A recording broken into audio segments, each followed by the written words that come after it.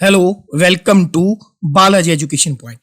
मैं आप सबका बालाजी एजुकेशन पॉइंट के यूट्यूब चैनल पे स्वागत करता हूं। बेसिकली गाइस, आज का हमारा जो वीडियो रहेगा वो वीडियो रहेगा इलेक्शन कनगो और एक्साइज इंस्पेक्टर का एक एग्जाम हुआ था 8 अप्रैल 2018 को। जैसे कि आप जानते हैं कि हाल ही में एक्साइज इंस्पेक्टर की जो रिक्रूटमेंट है फिर से आई है, तो बच्चे का सबसे पहले ध्यान जाता है कि भाई लास्ट ईयर का पेपर उठा के देखो, जिससे पता चले पेपर का लेवल क्या था और पेपर में किस तरीके के टॉपिक कवर किए गए थे। तो बच्चे की हेल्प करने के लिए मैं एक ब्रीफ डिटेल एनालिसिस लेके आया हूं 2018 के एक्साइज इंस्पेक्टर के पेपर का, और ये उसका पार्ट 1 है। देखिए, अगर आप चाहते हैं कि मैं सिर्फ क्वेश्चन पढ़ूं और आंसर को टिक लगा दूं और आगे बढ़ लूं, तो मैं इस तरीके से एनालिसिस नहीं करता। जब मेरे सामने कोई क्वेश्चन आएगा, मैं उसकी पूरी हिस्ट्री, ज्योग्राफी, पॉलिटी डिटेल में बताऊंगा, उनके चारों ऑप्शन को एक्सप्लेन करूंगा। हो सकता है मुझे एक क्वेश्चन को ही एक्सप्लेन करने में 5 से 7 मिनट लग जाएं। पूरा डिटेल में एनालिसिस रहेगा, नाम का एनालिसिस नहीं रहेगा। तो अगर आप पूरा डिटेल में एनालिसिस देखना चाहते हैं तब इस वीडियो को देखिएगा। नेक्स्ट, अगर इस लेक्चर के रिगार्डिंग आपका कोई डाउट है तो आप मुझे मेल कर सकते हैं। मेरा मेल एड्रेस है jatinsinglajain@gmail.com। इसके अलावा आपको अगर ये पेपर चाहिए एनालिसिस के बाद विद पीडीएफ, मैं आपको अपने टेलीग्राम चैनल के ऊपर इसे अवेलेबल करवा दूंगा। आपको ये टेलीग्राम चैनल जरूर ज्वाइन करना है 2 कारणों की वजह से। एक, जितने भी गवर्नमेंट जॉब की रिक्रूटमेंट आती है उनके लिए हम बहुत सारी फ्री वीडियोस डालते हैं, तो वो सारे लिंक जो है टेलीग्राम में अवेलेबल होते हैं। इसके अलावा बहुत सारे पीडीएफ, मॉक टेस्ट जो स्पेशली पंजाब के बच्चों के लिए होते हैं, वो हम लोग अपने टेलीग्राम चैनल के ऊपर डालते हैं। जब मैं ये वीडियो बना रहा हूं तो अराउंड 10K के करीब जो है बच्चे इस टेलीग्राम चैनल पे जुड़ चुके हैं, तो आप भी जरूर जुड़ेगा। इसके बाद डायरेक्ट मैं आपको लेके चलूंगा गाइस एक्साइज इंस्पेक्टर के पेपर के ऊपर, और उसी के ऊपर हम लोग सॉल्व करेंगे। चलिए शुरुआत करते हैं। चलिए लेते हैं 2018 के एक्साइज इंस्पेक्टर का पहला क्वेश्चन, पेपर का पहला क्वेश्चन। देखिए, इस क्वेश्चन में पूछा गया है the ruler of Punjab during the first and second Anglo Sikh war. पहले और दूसरे एंग्लो सिख वॉर के दौरान पंजाब का रूलर यानी कि शासक या राजा कौन था। सबसे पहले तो ये ओरिजिनल पीडीएफ है जो किसी बच्चे से मैंने लिया है, उसी को स्कैन करके पीडीएफ बनाकर मैं आपको उसके ऊपर पढ़ा रहा हूं। तो इसमें जो क्वेश्चनों के ऊपर टिक लगी हुई है, तो वो कुछ टिक सही भी हैं और कुछ गलत भी हैं, क्योंकि ये किसी स्टूडेंट के द्वारा अटेम्प्ट किया गया पेपर है। आपको वही आंसर याद रखने हैं जो मैं आपको बताऊंगा। चलिए, सबसे पहले तो आपको पहले क्वेश्चन के लिए यही पता होनी चाहिए कि टोटल 2 एंग्लो सिख वॉर हुए हैं। टोटल कितने एंग्लो सिख वॉर हुए हैं? 2। सबसे पहले पहला एंग्लो सिख वॉर कब हुआ? फर्स्ट एंग्लो सिख वॉर कब हुआ? तो फर्स्ट एंग्लो सिख वॉर हुआ 1845 से लेकर 1846 तक, यानी कि 1845 में चलता था, 46 में कहीं जाकर खत्म हुआ। ओके, उसके बाद आपको याद रखना है कि सेकंड एंग्लो सिख वॉर कब हुआ। सेकंड एंग्लो सिख वॉर, याद रखें, सेकंड एंग्लो सिख वॉर जो है ये 1848 के अंदर शुरू हुआ और 1849 के अंदर खत्म हुआ। और इन्हीं दोनों एंग्लो सिख वॉर के दौरान पंजाब के जो रूलर थे या शासक थे वो थे Maharaja Dalip Singh, the last Sikh ruler of Punjab. और साथ में क्या याद रखेंगे, ये लास्ट सिख रूलर थे पंजाब के, last Sikh ruler of Punjab Maharaja Dalip Singh was the ruler of Punjab during the first and second Anglo Sikh war. इसके अलावा आप क्या याद रखेंगे? पहला क्वेश्चन, जब फर्स्ट एंग्लो सिख वॉर हुआ 1845 से 46 के बीच में, उस समय गवर्नर जनरल कौन था? उस समय गवर्नर जनरल ऑफ इंडिया थे लॉर्ड हेडिंग। अब ये गवर्नर जनरल क्या बोला है? अब देखो, अंग्रेजों और सिखों के बीच में युद्ध हो रहा है, इसलिए इसको एंग्लो सिख वॉर कहा गया। अब सिख सेना को तो महाराजा दलीप सिंह के नेतृत्व में लीड किया जा रहा है, तो अंग्रेज सेना को भी किसी ना किसी नेतृत्व के अधीन रखकर ही युद्ध में उतारा गया होगा। उस समय पूरे भारत में अंग्रेजी हुकूमत को जो पर्सन देखता था उसे गवर्नर जनरल बोलते थे। तो during the first Anglo Sikh war who was the governor general of Punjab? That is your Lord heading. और अगर पूछे during the second Anglo Sikh war who was the governor general of Punjab? वो थे लॉर्ड डलहौजी। कौन थे भाई जी? लॉर्ड डलहौजी। ये बात भी आपको याद रखनी है। क्लियर होगी कि नहीं होगी? Next question, first Anglo Sikh war, जैसा कि मैंने आपको बताया कि 1845 से 1846 तक चला, तो 1846 में एक संधि यानी कि ट्रीटी हुई थी जिसको बोलते हैं ट्रीटी ऑफ लाहौर। क्या बोलते हैं? Treaty of Lahore. तो पहले एंग्लो सिख वॉर के युद्ध का अंत किस ट्रीटी के तहत हुआ? तो यह हुआ ट्रीटी ऑफ लाहौर के तहत, जो कि हुई थी लगभग 9 मार्च 1846 को। क्या बताया मैंने अभी तक? दो एंग्लो सिख वॉर हुए। पहला एंग्लो सिख वॉर 45 से 46, दूसरा एंग्लो सिख वॉर 48 से कहां तक? 49 तक। फर्स्ट एंग्लो सिख वॉर के दौरान गवर्नर जनरल ऑफ इंडिया कौन था? कौन था? Lord heading. Second Anglo Sikh war के दौरान Lord Dalhousie. First Anglo Sikh war का जो अंत था ट्रीटी ऑफ लाहौर के तहत हुआ, जो कि 9 मार्च 1846 को हुई। क्लियर है? सेकंड एंग्लो सिख वॉर जो है 1848 में शुरू होकर 1849 में खत्म होगी, और 1849 में ही अनेक्सेशन ऑफ पंजाब हुआ। अनेक्सेशन का मतलब है एक तरीके से जबरदस्ती पंजाब को ब्रिटिश साम्राज्य के अंदर मिला लिया गया। अनेक्सेशन ऑफ पंजाब हो गया 1849 के अंदर। तो क्वेश्चन ये भी पूछा जा सकता है कि पंजाब का अनेक्सेशन कब हुआ ब्रिटिश साम्राज्य के अंदर? तो पंजाब का अनेक्सेशन हुआ भाई 1849 के अंदर। नेक्स्ट, दो बैटल्स आपको याद रखनी है। अब जो मैं समझाने वाला हूं भाई, दिमाग की बत्ती जलाकर आराम से समझना। जब ये बैटल्स होती थी, जैसे फर्स्ट एंग्लो सिख वॉर हुई या सेकंड एंग्लो सिख वॉर हुई, इन वॉर्स के अंदर मल्टीपल बैटल्स होती थी। जैसे कोई बैटल ऑफ मुडकी हो गया, बैटल ऑफ सबराओं हो गया, ठीक है, बैटल ऑफ पद्दोवाल हो गया। तो सेकंड जो एंग्लो सिख वॉर थी, जो मैं समझाने जा रहा हूं ना, यही पेपर में आएगा। जो सेकंड एंग्लो सिख वॉर थी उसमें दो बैटल्स हुई थी जो बहुत ज्यादा इंपॉर्टेंट है। एक बैटल हुई थी battle of Chillianwala, battle of Chillianwala. Second Anglo Sikh war के दौरान एक बैटल हुई थी जिसको बैटल ऑफ चिलियानवाला बोलते हैं। ठीक है, इस बैटल की खासियत क्या है? इस बैटल को बैटल ऑफ वाटरलू भी बोला जाता है। बैटल ऑफ वाटरलू भी बोला जाता है, बैटल ऑफ वाटरलू। तो सेकंड एंग्लो सिख वॉर की कौन सी बैटल को बैटल ऑफ वाटरलू भी बोला जाता है? That is your battle of Chillianwala. Waterloo एक जगह का नाम है। अगर आपने वर्ल्ड हिस्ट्री पढ़ी है तो आपको पता होगा कि वाटरलू की बैटल क्या थी, वो कभी फिर एक्सप्लेन करेंगे। क्लियर होगी कि नहीं होगी? नेक्स्ट आगे है, एक हुई थी सेकंड एंग्लो सिख वॉर के दौरान बैटल ऑफ गुजरात। क्या हुई थी? Battle of Gujarat. और इसी बैटल को बोलते हैं battle of guns. Battle of guns, GUNS, battle of guns, क्योंकि इस बैटल के दौरान पहली बार सिख सेना के द्वारा, सिख आर्मी के द्वारा गन्स का इस्तेमाल किया गया था। क्लियर होगी बात कि नहीं हो गई? तो ये है पहले क्वेश्चन की एक्सप्लेनेशन गाइस। आगे बढ़ते हैं सेकंड क्वेश्चन के लिए। ओके, सेकंड क्वेश्चन जो है वो हमसे पूछा गया है, कामागाटा मारू क्या है? कामागाटा मारू किसका नेम है? सबसे पहले तो आपको पता होना चाहिए, इतिहास में या मॉडर्न हिस्ट्री में से कामागाटा मारू इंसिडेंट के तौर पर पढ़ाया जाता है। जो आपको याद रखना है कि कामागाटा मारू इंसिडेंट जो है around in the year of 1914 के अंदर हुआ था। कामागाटा मारू इंसिडेंट कब हुआ था? 1914 के अंदर। क्या था कामागाटा मारू इंसिडेंट? असल में कामागाटा मारू एक स्ट्रीम्ड शिप था, यानी कि भाप से चलने वाला, पानी में चलने वाला, भाप से चलने वाला एक समुद्री जहाज था। कामागाटा मारू, इस जहाज को अमृतसर के एक व्यापारी थे। कौन थे? अमृतसर के एक सिख व्यापारी थे जिन्हां नाम सी बाबा गुरदित सिंह। बाबा गुरदित सिंह ने जापान चों बोरो किया सी। बाबा गुरदित सिंह ने जापान में से क्या किया था? एक तरीके से बोरो किया था, उधार लिया था कुछ पैसे देकर, ताकि वो अपना इंपोर्ट एक्सपोर्ट का जो बिजनेस है उसे चला सके। क्लियर होगी बात कि नहीं होगी? तो कामागाटा मारू जो था एक जैपनीज शिप था। ये कामागाटा मारू जहाज जो था ये हांगकांग से होता हुआ कनाडा के वैंकूवर में जा रहा था। कनाडा के वैंकूवर में जा रहा था। ठीक है, वैंकूवर शहर है ना कनाडा के अंदर। तो ये हांगकांग से होता हुआ, पंजाब से कनाडा से होता हुआ, हांगकांग से होता हुआ कनाडा के वैंकूवर शहर में जा रहा था। इसमें लगभग 376 पैसेंजर थे। कितने पैसेंजर थे? 376 पैसेंजर। ज्यादातर सिख थे, कुछ हिंदू भी थे, कुछ मुसलमान भी थे।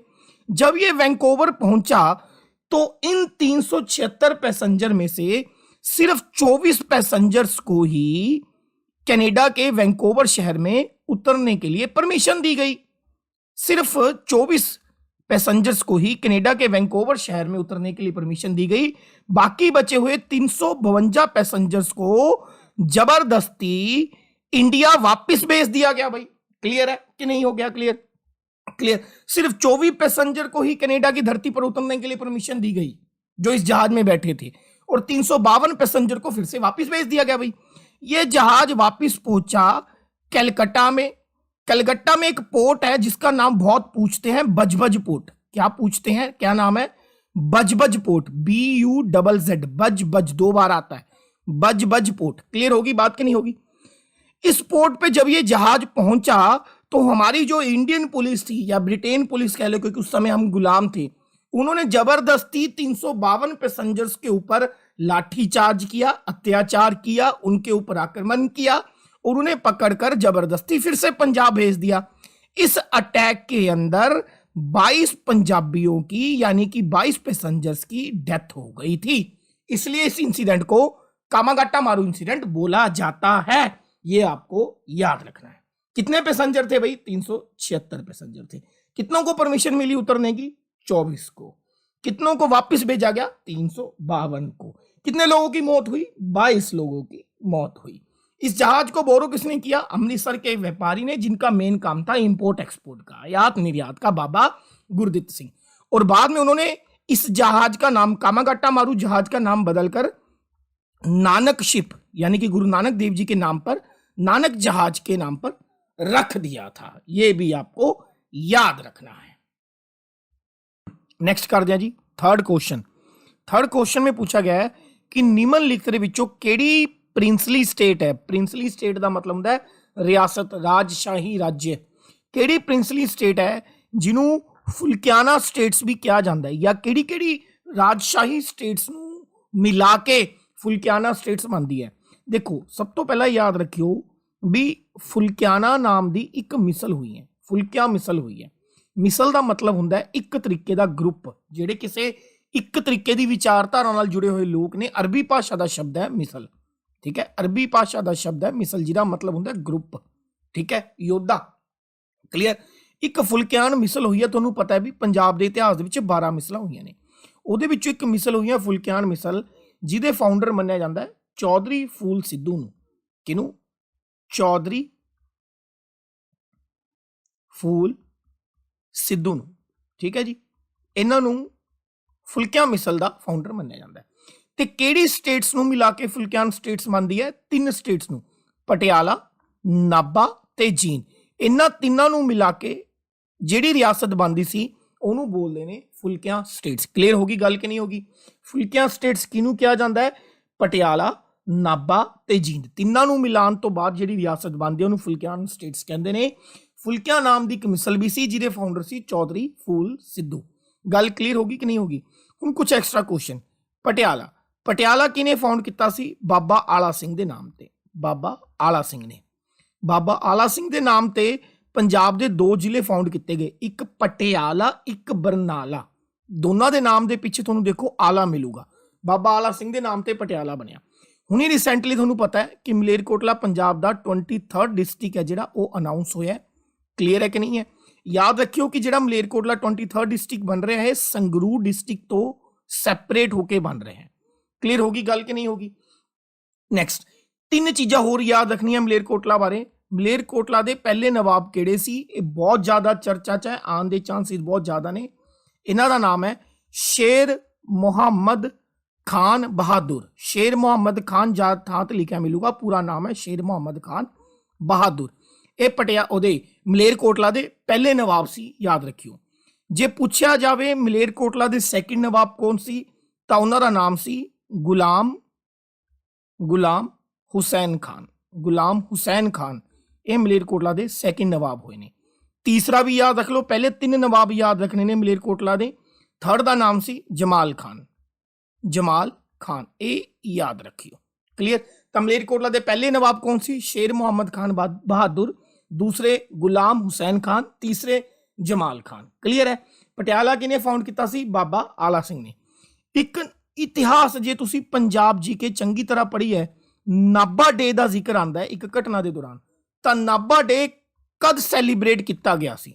या नाभा डे कद मनाया जाता है, ये याद रखियो नाभा डे। ये तुसी क्वेश्चन मैनू कमेंट बॉक्स लिख के दसना है कि when was we celebrated Nabha day, या नाभा डे किहड़ी घटना दे नाल जुड़िया होया है, ये याद रखियो, ये जरूर दसना है तुसी। क्लीयर है जी। तो थर्ड क्वेश्चन का आंसर मैं तुहानूं दस चुकिया, पटियाला, नाभा ते जींद। फोर्थ वाली बात है जी। फोर्थ क्वेश्चन है जी, पंजाब केसरी का टाइटल किनू दिता गया या किनू कन्फर्मड किया गया या किदे उत्ते पंजाब केसरी का टाइटल दिता जाता है। तो पंजाब केसरी का टाइटल तुसी याद रखना है, ये दिता जाता है लाला लाजपत राय नूं। लाला लाजपत राय जो कि एक एक्सट्रीमिस्ट यानी कि गरम दल दे नेता सी।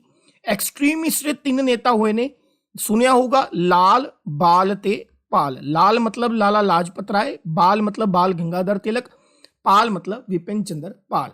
तो पंजाब केसरी कह लो, ते एक होर टाइटल है जिहड़ा लाला लाजपत राय नूं दिता जाता है, लॉयन ऑफ पंजाब।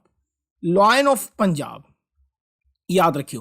तो पंजाब केसरी, लॉयन ऑफ पंजाब, ये दोनों टाइटल लाला लाजपत राय नूं दिते जांदे ने। लाला लाजपत राय द्वारा एक बहुत इंपॉर्टेंट बुक लिखी गई सी, अनहैप्पी इंडिया। ये बहुत पूछते हैं कि the book written by Lala Lajpat Rai, unhappy India. Lala Lajpat Rai द्वारा एक इंपॉर्टेंट न्यूज़पेपर लिखा गया सी, न्यूज़पेपर का नाम सी Punjabi. The newspaper written by Lala Lajpat Rai was Punjabi, ये गल याद रखनी है। नैक्सट, भगत सिंह नूं शहीद ए आजम का टाइटल दिता जाता है।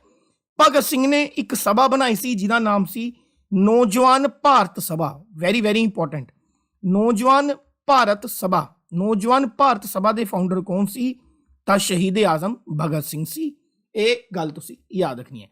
रणजीत सिंह जी पंजाब के पहले सिख रूलर सी, महाराजा रणजीत सिंह, जिन्हां दा जन्म 1780 दे विच होया ते 1839 दे विच इन्हां दी डैथ हो गई। देखो, मैंने लगभग 4 घंटे 51 मिनट की एक पंजाब जीके की वीडियो बनाई है, जिसमें मैंने पंजाब के लगभग 1000 एमसीक्यू कवर किए हैं। 2 लाख के करीब बंदा उसे देख चुका है। ऐसा कोई पंजाब का एग्जाम नहीं है जिसमें से क्वेश्चन नहीं आते। एक बार उस वीडियो को देख लो, नोट कर लो, बेड़ा पार है पंजाब जीके का, उससे बाहर कुछ नहीं आएगा। नेक्स्ट आगे बढ़ते हैं। अगर किसी को चाहिए हो तो वो टेलीग्राम चैनल पे जाके मुझे मैसेज कर दें। नेक्स्ट आगे बढ़ते हैं जी। 5वां क्वेश्चन लेते हैं गाइस। 5वां क्वेश्चन वेरी इंपॉर्टेंट, मैं कहूंगा बहुत अच्छा क्वेश्चन है। पहले 5 क्वेश्चनों में से 5वां क्वेश्चन एक लेवल का क्वेश्चन है। निम्नलिखित में से किनू पंजाबी नोवल दा फादर यानी कि जनक या मोडी कहा गया है? 3 फादर याद रखने ने पंजाबी लिटरेचर दे विच। एक पहला फादर ऑफ पंजाबी नोवल कहा जाता है नानक सिंह नूं। जे इस क्वेश्चन का आंसर पूछन who is known as father of Punjabi novel, Punjabi novel का जनक किनू कहा गया? नानक सिंह नूं। इस तो इलावा पूछा जाता है father of Punjabi drama. Father of Punjabi drama किनू कहा गया है? तो उन्होंने नाम है Ishwar Chand Nanda. Father of Punjabi drama, 3 father याद रखने ने, ईश्वर चंद नंदा, ये दूसरे ने। क्लियर है। एक क्वेश्चन आता है father of modern Punjabi literature. Father of modern Punjabi literature किनू कहा जाता है? तो father of modern Punjabi literature कहा जाता है भाई वीर सिंह नूं। याद रखियो, Bhai Vir Singh is known as father of modern Punjabi literature. बात क्लियर होगी कि नहीं होगी? क्लियर है जी, पक्का। 3 father, father of Punjabi novel Nanak Singh, father of Punjabi drama Ishwar Chand Nanda, father of modern Punjabi literature Bhai Vir Singh. 6th question की तरफ बढ़ते हैं जी। क्वेश्चन है जी, ब्रिटिश ने अनैक्सेशन किया पंजाब का किहड़े ईयर दे विच? मैं ऑलरेडी तुहानूं दस चुकिया ऊपर, मार्च 1849 के अंदर ब्रिटिश ने अनैक्सेशन किया सी पंजाब का, यानी कि आंसर आएगा ए ऑप्शन। मार्च 1849 के अंदर अनैक्सेशन होया सी पंजाब का। क्लीयर है। अनैक्सेशन का मतलब एक तरीके से कब्जा लेना, लीगल तरीके नाल कब्जा, इलीगल तरीके दे नाल किसी चीज़ के उत्ते कब्जा लेना। हुण जिहड़ी चीज़ मैं दसन लग्या ना, बहुत रेयर बच्चे नूं पता हुंदी है। क्वेश्चन हमेशा यही आता कि अनैक्सेशन ऑफ पंजाब कद होया? मार्च 1849 दे विच। क्लीयर होगी गल कि नहीं? एग्जैक्ट डेट पूछन तो 29 मार्च 1849 नूं ब्रिटिश ने पंजाब के उत्ते कब्जा कर लिया सी। लेकिन एक गल की याद रखनी है कि 5 अप्रैल 1849, 5 अप्रैल 1849 ये वो डेट है जद end of Punjab end of Punjab as a sovereign, sovereign मतलब ਹੁੰਦਾ ਆਜ਼ਾਦ ਇੱਕ ਤਰੀਕੇ ਨਾਲ, सोवरन स्टेट। देखो 29 ਮਾਰਚ 1849 ਨੂੰ ਉਹਨਾਂ ਨੇ ਇਲੀਗਲ ਤਰੀਕੇ ਨਾਲ ਧੱਕੇਸ਼ਾਹੀ ਦੇ ਨਾਲ ਪੰਜਾਬ ਦੇ ਉੱਤੇ ਕਬਜ਼ਾ ਕਰ ਲਿਆ, ਪੰਜਾਬ ਨੂੰ ਬ੍ਰਿਟਿਸ਼ ਸਾਮਰਾਜ ਦਾ ਹਿੱਸਾ ਬਣਾ ਲਿਆ। ਤੇ 5 ਅਪ੍ਰੈਲ 1849 ਨੂੰ ਉਹਨਾਂ ਨੇ ਘੋਸ਼ਣਾ ਕਰਤੀ ਸੀ ਕਿ ਅੱਜ ਤੋਂ ਪੰਜਾਬ ਦੀ ਜਿਹੜੀ ਸੋਵਰਨਿਟੀ ਹੈ, ਇੰਡੀਪੈਂਡੈਂਸ ਹੈ, ਆਜ਼ਾਦੀ ਹੈ, ਉਹ ਖਤਮ ਹੋ ਚੁੱਕੀ। ਤਾਂ end of Punjab sovereignty state ਕਦ ਹੋਈ? 5 ਅਪ੍ਰੈਲ 1849 ਨੂੰ। ਠੀਕ ਹੈ ਜੀ। ਇਸ ਤੋਂ ਇਲਾਵਾ ਤੁਸੀਂ ਯਾਦ ਰੱਖਣਾ ਹੈ ਸਰ ਜੌਨ ਲਾਰੈਂਸ ਇੱਕ ਪਰਸਨ ਨੇ, ਸਰ ਜੌਨ ਲਾਰੈਂਸ ਇੱਕ ਅੰਗਰੇਜ਼ ਹੈ। ਇਹ ਪੰਜਾਬ ਦੇ ਫਸਟ ਲਿeutenant ਗਵਰਨਰ ਬਣੇ ਸੀ, ਉਪ ਰਾਜਿਆਪਾਲ। ठीक है। Who become the first lieutenant governor of Punjab? That is और सर जॉन लॉरेंस। क्लियर होगी बात कि नहीं होगी? इन सारी बातों को याद रखिएगा। कोई डाउट हो तो कमेंट बॉक्स में लिख के जरूर बताइएगा। क्लियर है? 7वें क्वेश्चन की तरफ बढ़ते हैं guys. Which of the following battle is known as battle of guns? मैंने ऊपर समझाया था कि सेकेंड एंग्लो सिख वॉर के दौरान 2 बैटल सबसे ज्यादा इंपॉर्टेंट है। ठीक है। सेकेंड एंग्लो सिख वॉर के दौरान पहली है बैटल ऑफ चिलियान वाला, जिसे बैटल ऑफ वाटरलू भी कहते हैं, और एक है बैटल ऑफ गुजरात, जिसे बैटल ऑफ गन्स भी कहते हैं। क्यों बैटल ऑफ गुजरात को बैटल ऑफ गन्स कहा जाता है? मैंने बताया था क्योंकि इसी बैटल के अंदर फर्स्ट टाइम सिख आर्मी ने गन्स का इस्तेमाल किया था। In this battle Sikh army first time use the gun. ठीक है जी। तो बैटल ऑफ गुजरात को बैटल ऑफ गन्स कहा जाता है। बैटल ऑफ मुड़की और बैटल ऑफ सबराओं, ये दोनों battle first Anglo Sikh war के दौरान हुई, याद रखिएगा। क्लियर? बैटल ऑफ चिलियान वाला और बैटल ऑफ गुजरात दोनों सेकेंड एंग्लो सिख वॉर का हिस्सा है। बैटल ऑफ सबराओं और बैटल ऑफ मुड़की ये दोनों फर्स्ट एंग्लो सिख वॉर का हिस्सा है, आपको याद रखना है। क्लियर होगी बात कि नहीं होगी? नेक्स्ट 8th क्वेश्चन भी इंपॉर्टेंट है गाइस। 8th क्वेश्चन के अंदर आपसे पूछा गया है कुक्का मूवमेंट के ऊपर कि कुक्का मूवमेंट के दौरान जो लोग थे वो किस एनिमल को पूजते थे। वर्शिप करने का मतलब होता है पूजते सी कि केड़ा जानवर उन्होंने दा सैक्रेड एनिमल सी, तो वो था काऊ। याद रखना, गाय यानी कि काऊ। सबसे पहले कुक्का मूवमेंट थी क्या? कुक्का मूवमेंट के फाउंडर कौन थे? असल में कुक्का मूवमेंट की शुरुआत होती है नामधारी मूवमेंट से। नामधारी मूवमेंट से सबसे पहले नामधारी मूवमेंट चली। नामधारी मूवमेंट के जो फाउंडर थे वो थे बाबा बालक सिंह। बाबा बालक सिंह नामधारी मूवमेंट के जो फाउंडर थे उनका नाम था बाबा बालक सिंह। बाबा बालक सिंह के बाद जो गुरु गद्दी आई वो आई बाबा राम सिंह के पास। इसके पास आई बाबा राम सिंह के पास। और उसी समय नामधारी मूवमेंट जो थी वो कुक्का मूवमेंट या कुक्का आंदोलन के नाम से जानी गई। पहले कौन सी चली थी? नामधारी मूवमेंट बाबा बालक सिंह ने शुरू करी। बाबा बालक सिंह जी के देहांत के बाद गुरु गद्दी चली गई किसके पास? बाबा राम सिंह जी के पास। और बाबा राम सिंह जी के समय से ही नामधारी मूवमेंट को कुक्का मूवमेंट के नाम से जाना गया। बात याद रखिए। और बाबा राम सिंह के टाइम ते ही कुक्का मूवमेंट फेमस हुई सी। उसी समय काऊ दी है पूजा करते सी। ये गल भी तुसी याद रखनी है। बाबा राम सिंह नूं 1872 ਦੇ ਵਿੱਚ ठीक है जी काले पानी की सजा दी गई तो इन्हों रंगून भेज दिता गया। क्लियर होगी बात कि नहीं होगी? तो इस तो इलावा एक इतिहास च होर घटना है। बाबा राम सिंह नूं जब रंगून भेजा गया 1872 ਦੇ ਵਿੱਚ, उस तो बाद ਜਿਹੜੇ 65 कुक्का कुछ 65 लोग सी ਜਿਹੜੇ कुक्का अंदोलन ਨਾਲ जुड़े हुए सी, ਉਹਨਾਂ ਨੂੰ ਕਿਹਾ ਜਾਂਦਾ ਵੀ ਕੈਨਨ ਦੇ ਅੱਗੇ, ਕੈਨਨ ਦਾ ਮਤਲਬ ਹੁੰਦਾ ਤੋਪ, ਤੋਪ ਦੇ ਅੱਗੇ ਰੱਸੀਆਂ ਨਾਲ ਬੰਨ ਕੇ ਉਡਾ ਦਿੱਤਾ ਗਿਆ ਸੀ कुक्का अंदोलन ਦੇ ਨਾਲ जुड़े हुए 65 ਲੋਕਾਂ ਨੂੰ। क्लियर होगी गल कि नहीं होगी? ठीक है। ये इंपॉर्टेंट क्वेश्चन ने, ये तुसी याद रखने हैं। क्लियर है जी? ठीक है जी। इस तो इलावा कुक्का अंदोलन की जिहड़ी मोस्ट फेमस बैटल मन्नी जाती है, कुक्का अंदोलन की सब तो इंपॉर्टेंट बैटल मन्नी जाती है, वो इन्होंने बैटल लड़ी सी मलेरकोटला दे विच जिहड़े बुच्चड़खाने सी। बुच्चड़खाने किहड़े हुंदे ने जी? जिथे एनीमल स्लॉटर्स हुंदे ने। ठीक है। जिथे जानवरां दा कतल किया जाता है, उन्होंने के खिलाफ इन्होंने बैटल लड़ी सी ते इन्हां एनीमल स्लॉटर्स नूं या बुच्चड़खानियां नूं बंद करवाया सी। इन्हां दी कुक्का अंदोलन की सब तो फेमस बैटल सी। ये गल भी तुसी याद रखनी है। नैक्सट क्वेश्चन जरा बढ़ते हैं। ठीक है जी। इस क्वेश्चन च पूछा गया कि हु वॉज द राज प्रमुख? ਪੈਪਸੂ ਦੇ ਰਾਜ ਪ੍ਰਮੁੱਖ ਕੌਣ ਸੀ ਜਦ ਪੈਪਸੂ ਬਣਿਆ ਸੀ 1948 ਦੇ ਵਿੱਚ? ਸਭ ਤੋਂ ਪਹਿਲਾਂ ਪੈਪਸੂ ਹੈ ਕੀ ਸੀ? ਫੁੱਲ ਫਾਰਮ ਯਾਦ ਰੱਖਣੀ ਹੈ।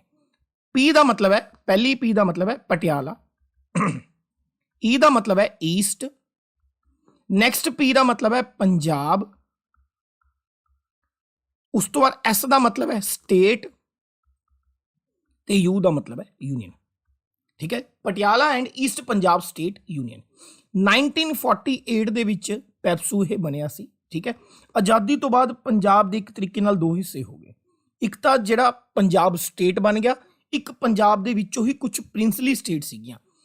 8 ਪ੍ਰਿੰਸਲੀ ਸਟੇਟ ਸੀਗੀਆਂ ਪੰਜਾਬ ਦੇ ਵਿੱਚੋਂ ਹੀ, ਜਿਨ੍ਹਾਂ ਨੇ ਆਪਦਾ ਇੱਕ ਅਲੱਗ ਸਟੇਟ ਬਣਾ ਲਿਆ, ਜਿਨ੍ਹਾਂ ਨੇ ਆਪਦਾ ਨਾਮ ਰੱਖਿਆ ਕੀ? ਪੈਪਸੂ। ਬਾਅਦ ਚੋਂ ਇਹ 1956 ਦੇ ਵਿੱਚ ओरिजिनल पंजाब दे नाल या पंजाब स्टेट दे नाल की हो जाएंगे? मर्ज। पहला क्वेश्चन, पैप्सू की फुल फॉर्म की है? Patiala and east Punjab state union. दूसरा क्वेश्चन, पैप्सू कद बनया? 1948। Next question, PEPSU Punjab state दे नाल मर्ज कद होया? 1 नवंबर 1956 ਨੂੰ। कद होया? 1 नवंबर 1956 ਨੂੰ। पैप्सू ਦੇ ਵਿੱਚ ਕਿੰਨੀਆਂ ਪ੍ਰਿੰਸਲੀ ਸਟੇਟ ਸੀ? 8 ਪ੍ਰਿੰਸਲੀ ਸਟੇਟ ਸੀਗੀਆਂ। 8 ਰਾਜਸ਼ਾਹੀ ਘਰਾਣਿਆਂ ਨੇ ਮਿਲ ਕੇ ਬਣਾਏ ਸੀ।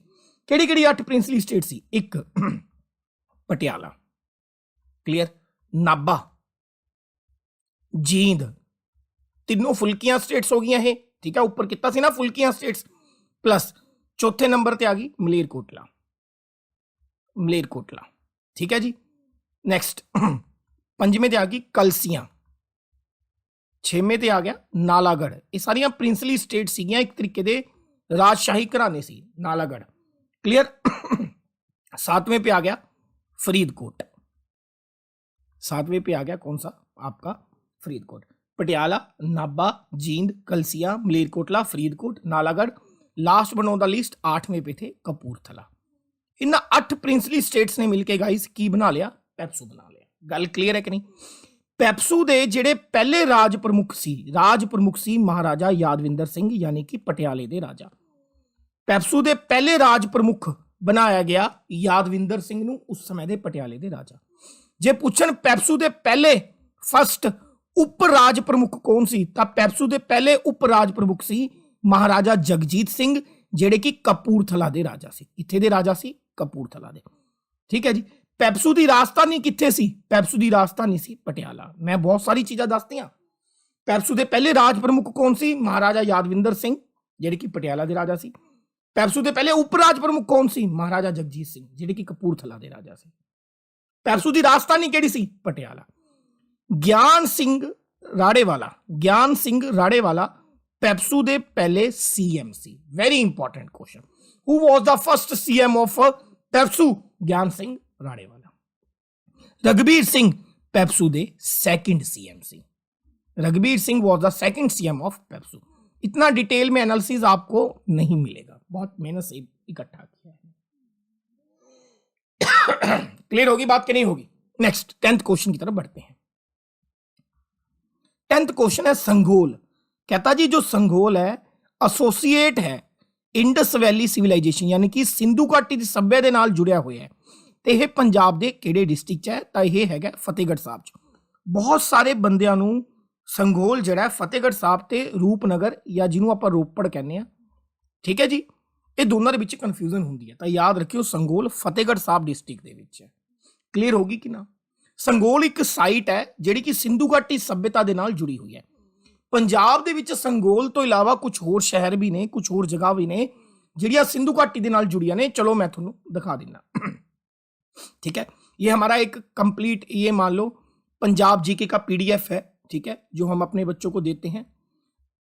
उसमें हमने ये डिटेल में बताए हुए हैं कि कौन कौन सी ऐसी साइट्स हैं जो इंडस वैली सिविलाइजेशन के साथ जुड़ी हुई हैं। क्लियर? जैसे कि एक है रूपनगर।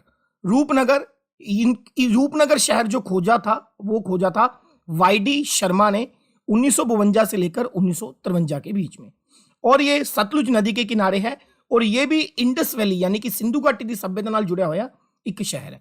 उस तो बाद संघोल जिहदी आपां गल कीती है, ये भी सिंधु घाटी की सभ्यता नाल जुड़िया होया, ये फतेहगढ़ साहब दे विच है। क्लीयर होगी गल कि नहीं होगी? नैक्सट उस तो बाद सनेत। सनेत लुधियाना डिस्ट्रिक्ट दे विच है। वेरी वेरी इंपॉर्टेंट, ਜਿੰਨੀਆਂ ਵੀ ਪੰਜਾਬ ਦੇ ਵਿੱਚ ਸਿੰਧੂ ਘਾਟੀ ਦੀ ਸੱਭਿਅਤਾ ਦੇ ਨਾਲ ਜੁੜੇ ਹੋਏ ਸ਼ਹਿਰ ਨੇ, ਉਹਨਾਂ ਦੇ ਵਿੱਚੋਂ ਸੁਨੇਤ ਜਾਂ ਜਿਹਨੂੰ ਸੰਨਤ ਵੀ ਬੋਲਦੇ ਨੇ, ਠੀਕ ਹੈ, ਸਭ ਤੋਂ ਵੱਡੀ ਸਾਈਟ ਹੈ ਲੁਧਿਆਣਾ ਡਿਸਟ੍ਰਿਕਟ 'ਚ, ਯਾਦ ਰੱਖਣੀ ਹੈ। ਉਸ ਤੋਂ ਬਾਅਦ ਹੈ ਜੀ ਡੋਲਾਬਾਹਾ, ਸੁਪਰ ਇੰਪੋਰਟੈਂਟ, ਇਹ ਹੁਸ਼ਿਆਰਪੁਰ ਡਿਸਟ੍ਰਿਕਟ 'ਚ ਹੈ, ਇਹ ਵੀ ਸਿੰਧੂ ਘਾਟੀ ਦੀ ਸੱਭਿਅਤਾ ਨਾਲ ਜੁੜਿਆ ਹੋਇਆ ਸ਼ਹਿਰ ਹੈ। ਉਸ ਤੋਂ ਬਾਅਦ ਇੱਕ ਹੈ ਕੋਟਲਾ ਨਿਹੰਗ ਖਾਨ, ਇਹ ਵੀ ਰੋਪੜ 'ਚ ਹੈ। ਇੱਕ ਹੈ ਡੇਰਾ ਮਾਜਰਾ, ਇਹ ਵੀ ਰੋਪੜ 'ਚ ਹੈ। ਕਲੀਅਰ। ਇਸ ਤਰੀਕੇ ਦੇ ਨਾਲ ਇੱਕ ਰੋਹਿੜਾ ਇਹ ਅਹਿਮਦਗੜ੍ਹ ਦੇ ਵਿੱਚ ਹੈ, ਡਿਸਟ੍ਰਿਕਟ ਸੰਗਰੂਰ ਦੇ ਵਿੱਚ ਹੈ। ਇਹ ਵੀ ਜਿਹੜਾ ਹੈ ਸਿੰਧੂ ਘਾਟੀ ਦੀ ਸੱਭਿਅਤਾ ਨਾਲ ਜੁੜਿਆ ਹੋਇਆ ਸ਼ਹਿਰ ਹੈ। ਤਾਂ ਕਹਿਣ ਦਾ ਮਤਲਬ ਕੀ ਹੈ ਗਾਈਜ਼, ਕੁਝ ਸ਼ਹਿਰ ਨੇ ਜਿਹੜੇ ਪੰਜਾਬ ਦੇ ਵਿੱਚ ਖੁਦਾਈ ਦੇ ਦੌਰਾਨ ਮਿਲੇ ਨੇ ਤੇ ਉਹ ਸਿੰਧੂ ਘਾਟੀ ਦੀ ਸੱਭਿਅਤਾ ਦੇ ਸਮੇਂ ਦੇ ਨੇ। ਰੂਪਨਗਰ ਵਾਈ.ਡੀ. ਸ਼ਰਮਾ ਨੇ ਲੱਭਿਆ, ਸਤਲੁਜ ਨਦੀ ਦੇ ਕੰਢੇ। ਸੰਗੋਲ ਫਤਿਹਗੜ੍ਹ ਸਾਹਿਬ 'ਚ ਹੈ, ਸਨੇਤ ਲੁਧਿਆਣੇ 'ਚ ਹੈ, ਠੀਕ ਹੈ ਜੀ। ਡੋਲਾਬਾਹਾ ਹੁਸ਼ਿਆਰਪੁਰ 'ਚ ਹੈ, ਕੋਟਲਾ ਨਿਹੰਗ ਖਾਨ ਰੋਪੜ 'ਚ ਹੈ, ਡੇਰ ਮਾਜਰਾ ਰੋਪੜ ਦੇ ਵਿੱਚ ਹੈ। ਕਲੀਅਰ ਹੋਗੀ ਗੱਲ ਕਿ ਨਹੀਂ ਹੋਗੀ? ਇਹਦਾ ਤੁਸੀਂ ਸਕਰੀਨਸ਼ਾਟ ਲੈ ਸਕਦੇ ਹੋ। क्लियर होगी जी गल, ठीक है। चलिए, ये हमारे पास हो गए टोटल हमारे 10 क्वेश्चनों की एक्सप्लेनेशन। ये 10 क्वेश्चनों की एक्सप्लेनेशन को आप सिर्फ 10 क्वेश्चन की तरफ से मत देखिए, आप ये देखिए मैंने पूरा एक टॉपिक पढ़ा है, आपको लगभग 8 से 10 टॉपिक क्लियर कर दिए हैं मैंने। क्लियर है। एक तो पंजाब जीके की पूरी वीडियो देख लो, 4 घंटे 51 मिनट की। जिसको चाहिए वो कमेंट बॉक्स में कमेंट कर दे, मैं उसी वक्त रिप्लाई करके आपको लिंक भेज दूंगा। इस तरीके से लगभग जितने भी इसके 100-110 जितने भी क्वेश्चन हैं, 8 से 10 पार्ट बनेंगे। पूरा मैथ का सॉल्यूशन डिटेल में होगा, पंजाबी का, कंप्यूटर का, इंग्लिश का और उसी तरह जीके का, पर पेशेंसली आपको देखना है, ठीक है जी। चलिए लेते हैं 11th क्वेश्चन। 11th क्वेश्चन में पूछा गया है कि निम्नलिखित में से ऑर्नामेंट यानी कि एक तरीके का गहना, निम्नलिखित में से कौन सा ऐसा ऑर्नामेंट है जो पंजाब की औरतों यानी कि वुमेन्स के द्वारा फोरहेड पे नहीं पहना जाता। ठीक है, मतलब इसमें से 3 ऐसे ऑर्नामेंट होंगे जो फोरहेड पे पहने जाते होंगे और एक ऐसा ऑर्नामेंट होगा जो फोरहेड को छोड़कर बॉडी के किसी और लोकेशन पे पहना जाता होगा। सबसे पहला ऑप्शन है हमारे पास डुमनी याद रखिएगा, ये फोरहेड पर ही पहना जाता है, तो ये आंसर नहीं होगा। दूसरा हमारे पास ऑप्शन है बरवटा भी फोरहेड पर ही पहना जाता है, तो ये भी हमारे पास ऑप्शन नहीं होगा। नेक्स्ट, तीसरा है हमारे पास मौली जो है हेड पे पहना जाता है। जब हेड पे पहना जाता है तो सिर में ये एक तरफ, जैसे मान के चलिए किसी पर्सन का हेड है तो ये एक तरफ लटकता है, हेड के वन साइड पे लटकता है, ये फोरहेड पे नहीं है, सिर के एक तरफ लटकता है, तो हमारा आंसर आएगा Mauli. Last but not the least हमारे पास है कसका या फिर जिसको टिक्का भी बोलते हैं, ये भी कहां पहना जाता है? फोरहेड के ऊपर। तो 11th क्वेश्चन का आंसर रहेगा सी। इसके अलावा कुछ और ऑर्नामेंट हैं जिनकी लोकेशन आपको याद रखनी है, जैसे एक है फूमी, PHUMMI फूमी, ये एयर यानी कि कान पे पहना जाता है। एक है गुलबंद, ये एक नेकलेस होता है, ठीक है, तो ये नेक पे पहना जाता है, हार टाइप होता है। और एक है फुली, PHULI फुली, ये नोज पे पहना जाता है। ये कहाँ पहना जाता है? नोज पे। तो ये कुछ ऑर्नामेंट हैं इंपॉर्टेंट जो आपको याद रखने हैं, बहुत ही ज्यादा इंपॉर्टेंट है। देखो, एक हो गए ऑर्नामेंट, एक हो गए टेम्पल, एक हो गए म्यूजियम। ये 3 कुछ ऐसे टॉपिक है जो आजकल के एग्जाम के अंदर नए यानी कि न्यू आने शुरू हुए हैं, तो इन तीनों क्वेश्चनों को जरा ध्यान से किया करिए, ठीक है। नेक्स्ट आगे बढ़ते हैं। 12th क्वेश्चन में पूछा गया है which of the following song is not a folk song, ठीक है, निम्नलिखित में से ऐसा कौन सा सॉन्ग है जो फोक सॉन्ग नहीं है। सबसे पहले तो आपको यह पता होना चाहिए कि सर फोक सॉन्ग होता क्या है। फोक सॉन्ग क्या है? जो एक जनरेशन से, from the one generation to another generation, एक जनरेशन से अनदर जनरेशन पास आउट होता है, एक जनरेशन से अनदर जनरेशन को पास आउट होता है by the oral tradition. Oral यानी कि मौखिक रूप में, यानी कि जैसे मान के चलो हमारे फादर ने हमें सुना दिया, हमने आगे अपने बच्चों को सुना दिया, उन्होंने आगे अपने बच्चों को सुना दिया, that is called folk song, जो एक जनरेशन से दूसरी जनरेशन को पास आउट होगा बाय द ओरल ट्रेडिशन। निम्नलिखित में से कौन सा ऐसा सॉन्ग है जो फोक सॉन्ग नहीं है, उसने ये पूछा है। तो अगेन मतलब 3 ऐसे सॉन्ग हो गए जो एक्चुअल में फोक सॉन्ग होंगे और एक ऐसा होगा जो फोक सॉन्ग नहीं होगा। ठीक है जी, तो याद रखिए पहला माहिया, क्लियर। नेक्स्ट है सुहाग और एक है आपके पास टप्पे। टप्पे ये तीनों जो है फोक सॉन्ग हैं, तो ये तीनों हमारे आंसर नहीं हो सकते। लेकिन जो ये बीच में आप देख रखे हैं लुड्डी, ये असल में फोक सॉन्ग नहीं है प्यारे बच्चों, ये असल में एक फोक डांस है। ठीक है जी, तो ये फोक सॉन्ग नहीं है, असल में क्या है, ये एक फोक डांस है जो मेल्स के द्वारा यानी कि पुरुषों के द्वारा परफॉर्म किया जाता है। अगर आपको पता हो डांस की भी 3 फॉर्म्स होती हैं, एक जो मेल्स के द्वारा परफॉर्म होता है, एक फीमेल्स, एक वो डांस होते हैं जिनको मेल और फीमेल दोनों परफॉर्म कर सकते हैं। तो लुड्डी एक ऐसा डांस फोक डांस है जिनको मेल परफॉर्म करते हैं, याद रखिएगा। क्लियर होगी बात कि नहीं होगी, ये इंपॉर्टेंट है, इसको याद रखिएगा। एक और बड़ा ही फेमस पंजाब का फोक डांस है जिसको मेल परफॉर्म करते हैं, लेकिन बच्चे जो है बाय मिस्टेकली उसे वुमेन स्टिच कर देते हैं। ठीक है, नंबर 1 मलवई गिद्दा। अब अगर कोई नॉर्मल बंदा सोचे मलवई गिद्दा तो वो टिक मारेगा जी कि ये तो वुमेन्स परफॉर्म करती हैं, तो एक्चुअल में मलवई गिद्दा मेल परफॉर्म करते हैं। ठीक है, कुछ फोक डांस मैं आपको बताता हूं जो सिर्फ फीमेल परफॉर्म करती हैं, जैसे सम्मी, ये बड़ा ही इंपॉर्टेंट है, जैसे कि किकली। ठीक है, जैसे कि किकली। कुछ आपको मैं फोक डांस बताता हूं जो मेल और फीमेल दोनों परफॉर्म करते हैं, जैसे कि जिंदुआ। जिंदुआ बहुत इंपॉर्टेंट है, जिंदुआ। जैसे कि कार्थी, KAARTHI, कार्थी। क्लियर। तो माहिया, सुहाग और टप्पे फोक सॉन्ग है। लुड्डी जो है एक फोक डांस है जो स्पेशली मेल परफॉर्म करते हैं। मलवई गिद्दा भी एक फोक डांस है जो कि मेल परफॉर्म करते हैं। सम्मी और किकली ये फोक डांस है जो स्पेशली फीमेल परफॉर्म करते हैं। जिंडुआ और कार्थी ये फोक डांस है जो मेल और फीमेल दोनों परफॉर्म करते हैं। आपको मुझे कमेंट बॉक्स में लिख के बताना है कि इंडिया में कितने डांस फॉर्म्स को क्लासिकल डांस फॉर्म का दर्जा दिया गया है। इंडिया में कितने डांस फॉर्म को क्लासिकल डांस फॉर्म का दर्जा दिया गया है? ऑप्शन है 4, 6, 8 और 10 या फिर नन ऑफ दिस। इंडिया में कितने डांस फॉर्म को क्लासिकल डांस फॉर्म का दर्जा दिया गया है? कभी मैं आपको वीडियो में समझाऊंगा कि फोक डांस और क्लासिकल डांस में अंतर क्या होता है। नेक्स्ट 13th क्वेश्चन की तरफ बढ़ते हैं guys. Clear. Next 13th question, इसमें ये क्वेश्चन जो है फेस्टिवल के ऊपर है। ये क्वेश्चन जो है फेस्टिवल के ऊपर है। इसमें पूछा गया है कि जो गुग्गा नौमी का मेला यानी कि फेस्टिवल है ये कौन से महीने में लगता है। लेकिन यहां पर जो महीनों के नाम दिए गए जिन्हों आप देसी महीने कहने आ, देसी महीनों के नाम दिते गए ने, तो याद रखियो गुग्गा नौमी का जिहड़ा फेस्टिवल है ये भादो च लगता है। मेनली किहड़े महीने च लगता है? भादो च। ते यह सब तो ज्यादा मशहूर है लुधियाने का। लुधियाने का यह गल भी तुसी याद रखनी है। होर भी कुछ मैं तुहानूं फेस्टिवल दसदा जिहड़े तुसी याद रखने हैं।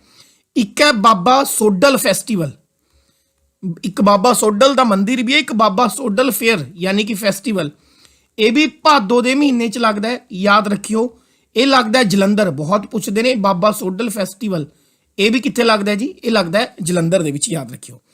एक है जरग का मेला, वेरी इंपॉर्टेंट।